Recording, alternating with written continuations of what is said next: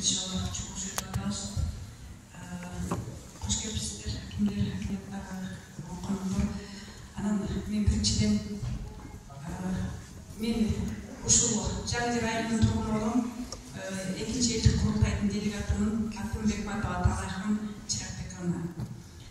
Мен биринчиден ушу Максат Кадырбековичке келгенде эле биз мында деп биздин ишти баштаганда эле аябай жакшы бизге Ноорузга туш келип, Ноорузда ишибизди алга жылдырганына ыраазычылык билдирем жалпы айылдын атынан.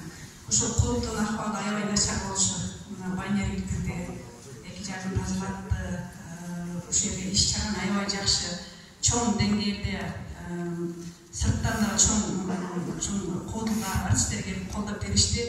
Ноорузду аябай жогорку деңгээлде өткөрдүк. Биз ыраазычылык билдиребиз. Биздин айылда кошуп иштегенде эле жакшы жагын көрсөтө деп рахматымды айтам мен. Анан азыр бул жигит айтып кеткендей эле ошол эле көйгөй бизде. Бизде ошо чолпон конушу азыр жанагы өндүрүш жери деп аталып атпайбы. Ильяс Аржигитович бул жөнүндө далай жолу кайрылганбыз өзүбүзгө. Маалыматыңыз бар. Ушул дагы чечилбей келет да.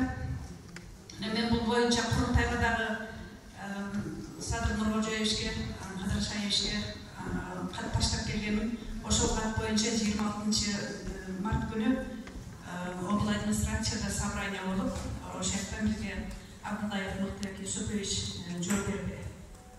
Анан ошо Сейдахматованын ишин сот коюп көрдүк дейт. Бул канчалык деңгээлде өтүп, ал эми качан ишке ашканда эле өтүптүр деп ишенбесек, дагы эле ошо ишин алып жатабыз.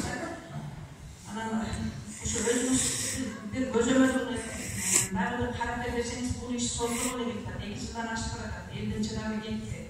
Эми мына талашчыл иш башталса, эч ким бошобойт барганга. Кышы менен бош болуп каттап атканбыз. Азыр жүр дегенде эч ким бара албайт да, ошол өзүбүз көзөмөлгө алып карап берсеңиз.